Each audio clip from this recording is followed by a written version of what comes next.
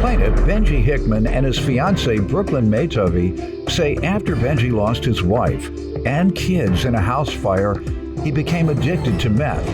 Benji got clean a year ago after losing custody of his children with Brooklyn, and he's suing the defendant for a refund on a car. Defendant Harold Thompson was born with a birth defect, which he still gets made fun of for to this day. Harold claims as a result he too turned to meth, but he has now been clean for 7 years. He's countersuing for emotional distress. Let's start with you. I'm from a small town in Oklahoma, Wilson, Oklahoma. In 2012, I had a house burned down, and I lost my wife and kids in there. Wow. And went a little crazy there for a minute, and then I got on drugs. I stayed on drugs for a while. I met her in 2018, which we had some kids together, and we lost them to the DHS, and we're working hard right now trying to get them back. We're going through all kinds of counseling and visitations and drug tests and all that, hair follicles. And, that's the reason why we was buying the car to start with, to get back and forth to them places. Okay. How long you say you've been clean? A year now. How did you get clean? Pretty much the only way I really figured out to do it is cold turkey. And then go to your classes help a lot too. Your group meeting and your individuals and Okay. That's treatment. All right. Well, that's treatment. All right. It's good that you all are getting treatment, because that's exactly what that is when they're talking to you and when you're doing, taking the test. If you're getting therapy at the same time, or counseling, or even NA, then you're getting treatment. I just want to make sure that you all have done your best. Yeah, we're going through all kinds of classes. Okay. Well, keep going. Otherwise, you are likely to relapse. Most people that don't go to NA, they typically relapse, even though they've been to treatment. Certainly in the first 10 years, if you're not going to NA, because, you're not getting that reinforcement of sobriety that you need. So that's my advice to you. Defendant Harold Thompson sold a car to the plaintiff, but the plaintiff says he wants a refund because the car broke down and didn't have a clean title. Sir, you want to give me some background? I was born with a neurological foot disease. At a young age, I've had 5 surgeries, one of them being on Christmas Eve as a child. That was real hard, emotional. Kids made fun of me. Even as an adult, I get made fun of because of the way I walk. I can't walk straight. Who makes fun of you as an adult? Just the general public. You can go to a store and you can see people looking at you because you're walking funny. Well, how do you know they're making fun? They're making fun. They could be sympathetic or just making an observation of something they haven't seen before. Well, emotionally, it takes a toll on you. And that's because you may be misinterpreting it. That's my point. Yeah. Yeah, so don't look at it necessarily as that. Some folks might be looking, I know you don't want sympathy either, but some folks might be looking just out of curiosity as well. All right, what else you want to tell me about yourself? I'm a truck driver now. Good. At the age of 18, they told me I wouldn't be walking past the age of 21. I've overcome that. Now you drive for a living. Yes. That's good. Good. I got a divorce and when I was 23, I got on drugs real hard. Was on drugs a few years, and I've been clean now 7 years. Good. Thank you. Thank you for making that effort. And 7 years is a long time for a recovering addict. And so you're on your way to long term, if not lifelong sobriety, I believe, with that amount of time. What type of drugs did you use? I did meth. Okay. It's very easy to see it out in public now and be thankful that I don't do it. All right. And tell me about the car. What happened here to cause you to want a refund? I got I got a phone call from, And let me stop. I do want to ask. I don't want to go over. I'm sorry. I don't want to gloss over your tragedy. That's the biggest thing I've heard in this case. So why don't you tell me about your tragedy? What happened with your family? And in 2012, my wife woke me up and said there was a house fire. She said the house is on fire, and I said go call 911. And I lived right next to my mom and dad. So she ran out to call 911, and the kids' room was engulfed in flames. I couldn't get in the door, so I ran outside and I was going to the window and see if I could get them out the other side of the room. You know what I mean? And that's why I seen the room was totally engulfed in flames. It was gone. And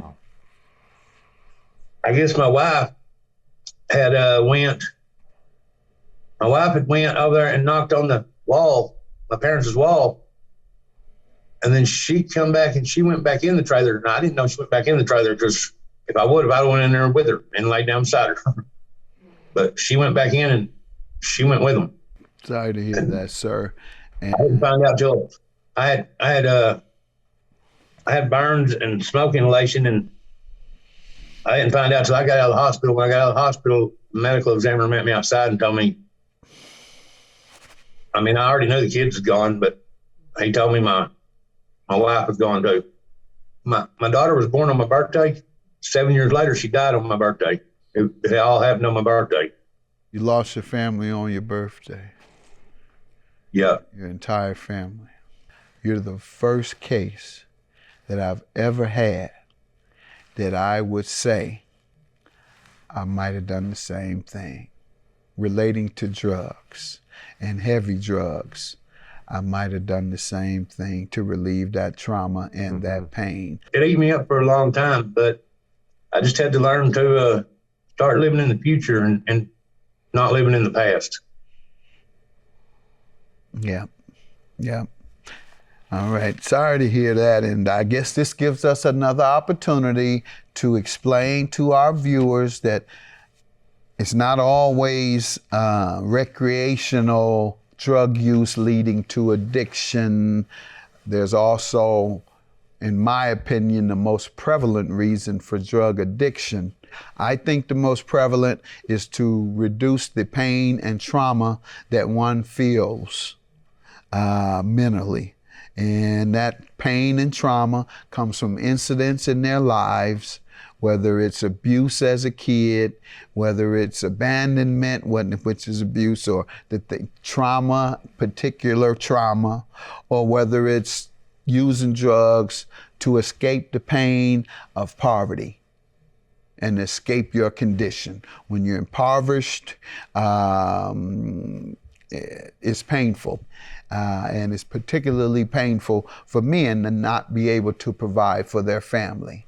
And these kids are looking at you, Daddy, I need this. Daddy, I want that. Why can't I get it? Such and such got new gym shoes. Such and such got a bike. So at one point, you just say, hey, this is too much. Let me go and start getting high to relieve this. And this is the real deal, y'all. This is real life trauma. And thank you all for allowing us to know that this leads to uncontrollable reactions, and yours was drugs to address that trauma. Defendant Harold Thompson sold a car to the plaintiff, but the plaintiff says he wants a refund because the car broke down and didn't have a clean title. The refund on the car, so let's get to that finally. How does he owe you for a refund on the car? All right, Your Honor. I got a call from a friend, and he told me there's a car over in the wrong road. And I went over there. We went over there and we looked at it. It was, as far as the body and the shape of it goes, it was a super nice car. You couldn't tell it wasn't brand new. What year was the car? It was a 2005 Lincoln MKZ. Okay. It's a 2007 Lincoln MKZ. Okay. Go ahead. You loved it? It was beautiful? It looked fine? Did you ask about anything in particular when you bought it? He started the car and let it sit there and idle. and it sounded all right. And so she said she really, really wanted it. We called. We'd done separated from each other. And we called back and we said, yeah, hey, we're interested in the car. So anyway, he said he would deliver it the next morning. The next morning he showed up and we gave him $1,000 cash and $1,100 on a PayPal card. And it didn't sound like it did when I heard it the day before. It sounded a little rougher. So 2 days later, we're on our way to visitation to the kids. We're on our way to see the kids, visitation. It's court ordered and it's a set time that we have to be there, you know what I mean? And we was driving to visitation and the car broke down. So we had to get another ride on into town because if we're late 15 minutes, then we don't get to visitation with our kids. So we had to catch a ride on in town. We was gone 2 hours to come back, and the police was at the car. I went up there, and they was saying this and that, and they were waiting on the impound truck. I pulled out the title. Well, the policeman looked at the title, and he said, he can't sell you this car. It's not even his name. It's not even his car to sell. What page is the title on? Page 1. And right then and there, he took it as I was not the owner of that car, and he went ahead and impounded it. Once at the impound yard, they wouldn't even let us go in there and get none of our stuff out of the car because it wasn't in our name. And my fiance had been talking back and forth, texting back and forth to his wife or his girlfriend, and they got the messages here. But we offered them $1,500. We said, hey, we'll give you $1,500, and we'll leave that other $600 that we gave you for you to go get it out of impound because we can't get it out. His wife offered me $75 back on the entire purchase of the car. What did she say that was supposed to cover? Or was she being funny? What was she saying that should cover? $75. Trying to be funny. Right. And after that, she just kept arguing, saying, you can go get it out of the impound, and you can get it tagged and legal. Okay, let me hear from you.